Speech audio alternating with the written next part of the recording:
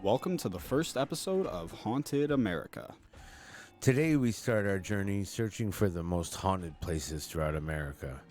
Today we start in the beautiful state of California. This location is commonly referred to as the most haunted location in San Diego and all of Southern California. Today, we dive into the haunted history of The Whaley House.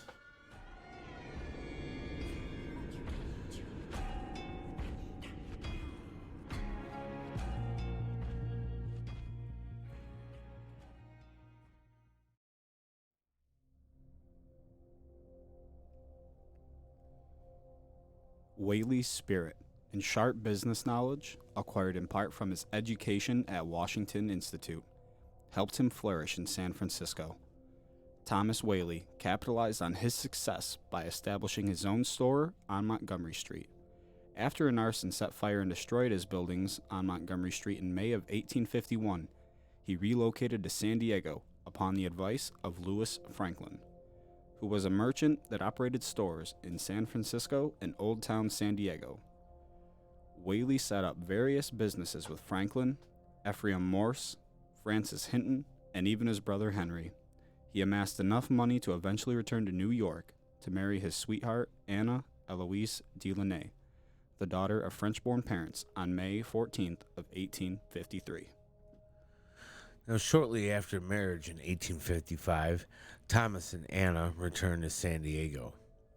This is when Thomas Whaley purchased the land and began his journey to build the first home in California. By 1858, Thomas and Anna Whaley had produced 3 children. Francis Hinton, named after a business partner. Thomas Jr., who died at just 18 months, but we'll get into that in a little bit. And Anna Amelia. Later on in life, the Whaleys would welcome 3 more children: George Hayes Ringgold, named after another business partner, Violet Eloise, and Corinne Lillian. On May 6, 1856, Thomas Whaley began construction on his new home and proclaimed, "My new house, when completed, will be the handsomest, most comfortable and convenient place in town or within 150 miles of here." The 2-story Greek Revival house was designed by Thomas Whaley and made from bricks created in Whaley's own backyard. Brickyard, but okay. Brickyard.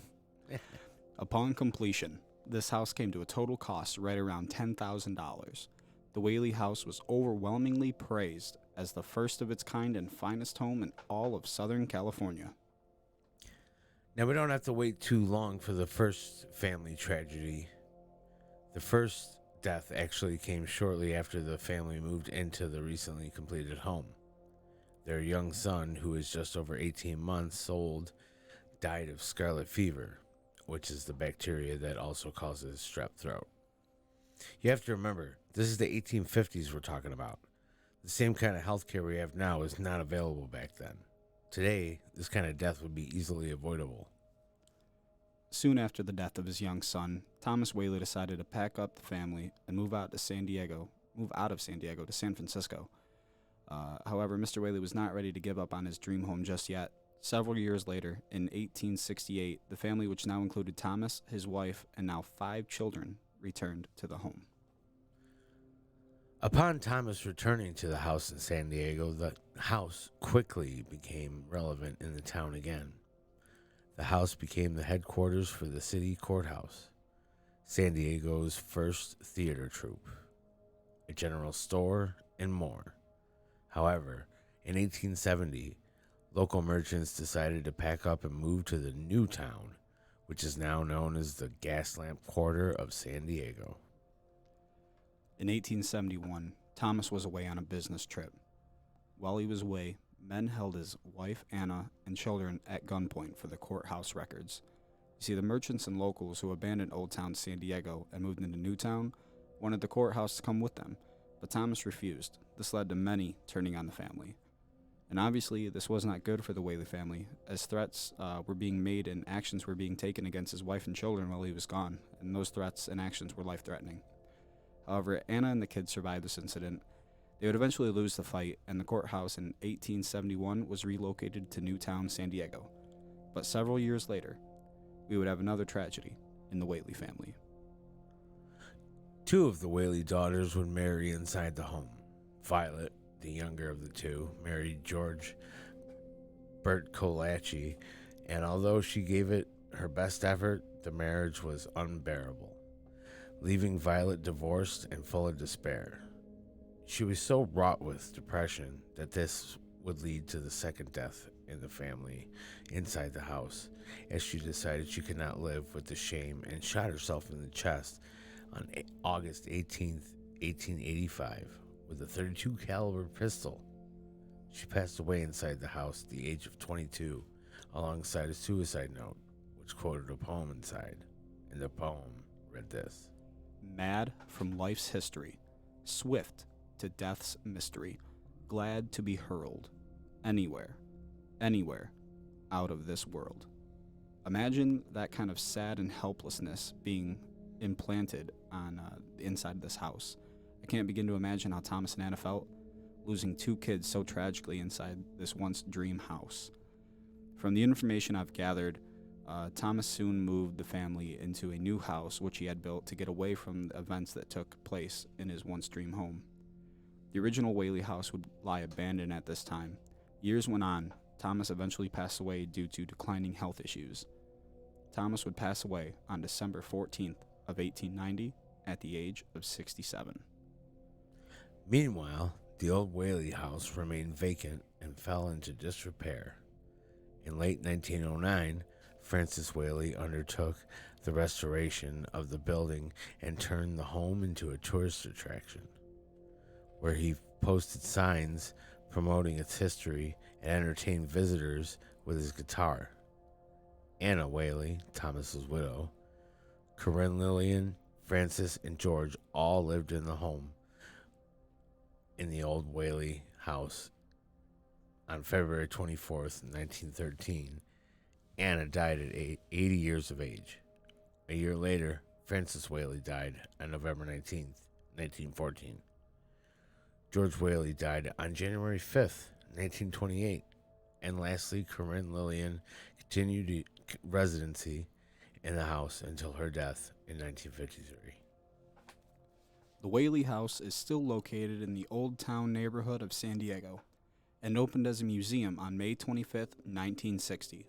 It is managed by the San Diego Historical Shrine Foundation and is open daily to tours and even paranormal investigations. This one is definitely on our bucket list. I just wanted to touch quickly on another one of the ghosts that haunt this historic site, and that is the ghost of James Yankee Jim Robinson. It's on the property of the iconic mansion that Yankee Jim was hanged in 1852 after being convicted of stealing a boat. It's clear to many that he never left. Thomas Whaley himself, who owned and lived in the house with his family years later, had said that they could hear heavy footsteps going up and down the stairs. Visitors have reported cold spots and the feeling of their chest and throat tightening while in the home. Others claim to have seen him, an apparition that appears and disappears when you get too close. Many believe that Yankee Jim's spirit haunted these grounds before the Whaley house was ever built, and that's very possible. There are stories all across America that talk about how places built on known haunted grounds remain haunted by the spirits that previously occupied the area. That being said, these grounds were not only the last place Yankee Jim would take his last breath, but also for countless others. As before the Whaley House, these grounds were home to the gallows of Old Town San Diego. After this history of success and deaths in the Whaley House remains well known as a haunted house, top paranormal researchers flock to this location all the time in hopes of gathering the best of evidence. Visitors report piano playing to the smells of cigar smoke, child laughter and crying, and this obviously has to be the spirit of Thomas Jr., right? I mean, it's said that guests and the staff from time to time will catch a glimpse of Thomas Whaley himself looking down upon you from the top of the stairs. Others report feeling his presence stare you down inside the old courtroom. People have also reported smelling Anna's lavender perfume floating around the house. These types of reports happen at a lot of haunted locations. Hell, I've even smelt my grandfather's cologne just going about my normal day. It's just the spirit's way of letting you know they are around. But let's get back to the Whaley House. One of the lesser known things you may encounter while on an investigation here, or even a daily tour, is running into Dolly. Dolly is known as the Whaley family pet. It is said you may sometimes feel something licking your legs, or even a tail of an animal hit you as you're walking around the house. The Whaley House has become so notoriously haunted, they actually made a movie about it in 2012, and we encourage you to check it out. It's called The Haunting of Whaley House. It's like $4 on Amazon Prime. Honestly, the movie is pretty creepy. They do a very good job at making this house seem haunted as hell, and the movie is what encouraged us actually to dive deeper into the history behind the Whaley House. We have a small clip here of the movie, so we'll play that quick. Just gives a glimpse into it. It's actually kind of a funny clip of the movie, whereas other clips are definitely a lot scarier, and the movie, like I said earlier, it's pretty creepy. But be warned, there is some offensive language ahead, so that being said, let's get into it.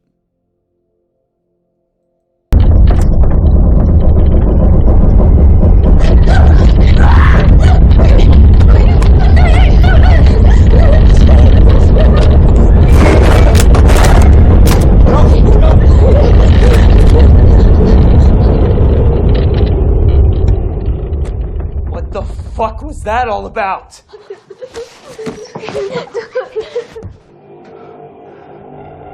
Just an earthquake? Not an earthquake. That was a portal, my young friends. It was trying to close, but it can't. So it's affecting our reality. Shit! They broke my equipment! You okay, man? No, I am not okay. Do you know how expensive this shit is? You just can't run down to Walmart and buy a tri-field meter. Damn it! All of us paranormal investigators do. Now some stupid ass ghost has to come and break my shit? Cousin, it's okay. No, it's not okay. Fuck you, ghost! Do you hear me? Right. Who the hell you think you are, breaking a man's shit? Do you know how hard I work I work a minimum wage job to afford this shit, and you're just gonna come and break it? Fuck you! Ray, be careful. They're listening. Good! I hope they hear me! Damn ghost can suck my dick! Come on, ghost, where are you? Come on now, bang on a wall now, motherfucker! Ray, stop it! Don't call them out! You'll make them angry! Good! Where are you? Where are you? 10 years I've been looking for you. 10 years and nothing. Maybe a noise here, maybe a whisper there, but that's all crap. Ray! If you're there, I want to fucking see you. Here I Don't do am. that. Come and get me, motherfuckers!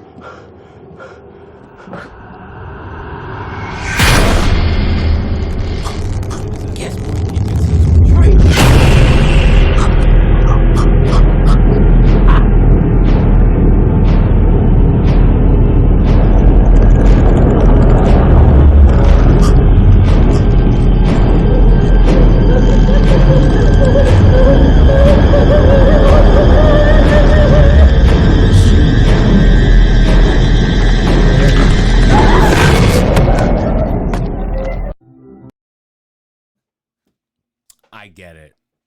Because if any ghost breaks any of my equipment, he is absolutely right. That shit is expensive. And I would be really pissed off. I don't know that I would call him out to the extent that he did. Because, well, you saw what happened. Yeah, that's he got what he wished for. And I mean, even though it's a movie, there are certain reasons why you shouldn't provoke some spirits, and that right there is kind of one of them. But if you're interested in the movie, search it up. I think it's a really well done movie. The Whaley House has been featured in many historical documentaries, as well as a wide variety of paranormal and sci-fi shows, including Sci-Fi Channel's Fact or Faked Paranormal Files and Travel Channel's America's Most Haunted, in which it was stated the Whaley House was the most supernatural home in all of America. For more information on the Whaley House and to read further into what we shared with you today, go to whaleyhousesandiego.com. Our last bit of audio clip is from 1984 by CBS 8 San Diego. In this clip, they walk through the house and talk a bit about the hauntings. We just figured I'd be better to hear some of these people who have been in the house itself. All right, so here's that clip for you guys. The house has been around since 1856. Who's making all those Hero Wars ads? Why does the knight always lose? Who stands to be Ads on YouTube. 6, built by a merchant named Thomas Whaley. Some people say Thomas Whaley still lives here, in spirit. We visited at night, naturally. That's when you'd expect spirits to come out. The Whaley House is a museum now, and June Redding has been the director for almost 25 years. A very pleasant, very rational woman who is convinced the Whaley House is haunted. There is no doubt in your mind, is there, that there are spirits in this house? Oh, definitely. I think they'll always be here. I don't believe that they're going to leave. I think they're tied to this house.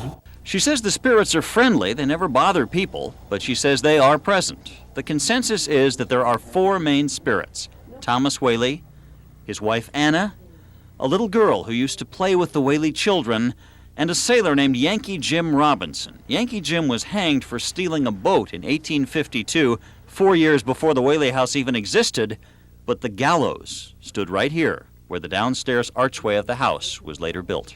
Theory is that he's still His spirit around this house somewhere. supposedly permeates this house. It's manifested sometimes by footsteps, by walking. What did you think when you first heard those footsteps? Well, I really wanted to ignore them, to be very frank about it. But the sounds were hard to ignore. They were persistent. And sometimes we would hear a sound of someone descending the stairs. Never came to the bottom of the stairs, but it would fade out. There have been other phenomena hard to explain. Mrs. Redding and others have heard music. The Whaleys loved music. There have been smells. We get a wonderful perfume, which I think is French and belonged to Mrs. Whaley. We get a fragrance of violets, like dusting powder from the girls' room upstairs here. And several times the smell of cigars.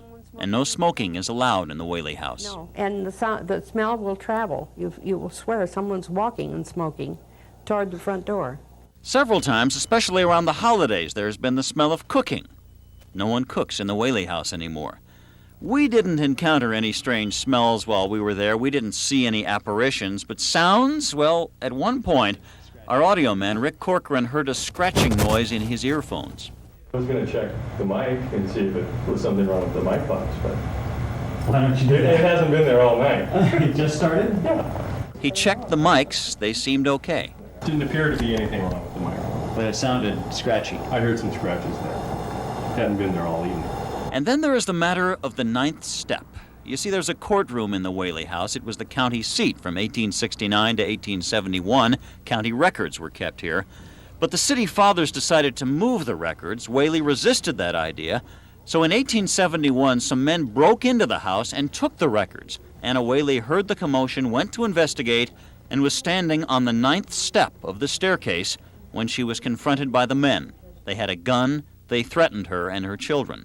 And to this day, on that 9th step, the air suddenly becomes much colder. Really, it might just be a draft, but it is definitely colder. I feel a cool You feel coolness there, don't you? updraft. That's right. Now, if warm air rises, what are we getting a cool updraft for? There is a spot downstairs where June Redding is convinced something happened in the past. She says very often she can feel an invisible shield. Right there. And sometimes it hits you, it'll hit you in a strange way. You'll get a real strong chill from it. I couldn't feel a shield, but it did feel colder suddenly. Legends have grown up around the Whaley House. There are stories of screams, of bolted windows suddenly flying open. June Redding has witnessed none of that, but once she says she and another woman heard a man's laughter right behind them. It was loud, and there was no one there, except she thinks the ghost of Thomas Whaley. Proof of all this? Well, it's hard to come by. There are photographs that appear to show some kind of apparition. Then again, they might be shadows or reflections. The only real proof is to see or hear or smell something. June Redding has heard and smelled, others claim to have seen, and they are convinced that even when the doors are locked, the lights are off, and all the people have left, this beautiful old house is still occupied. So, I at least Riverside is the leading platform for studio-quality remote podcasts and video recording. You're focused on... They were still kind of not directly making a mockery of it, but they were kind of mocking it a little bit. But she's still saying all the same things that every single one of these people on these ghost investigation shows say. But what really gets me is, if you notice, when you watch Ghost Adventures, Ghost Hunters, any of these shows, you don't really hear from the audio guys. They don't get on camera. The camera guys or any of the other PA people.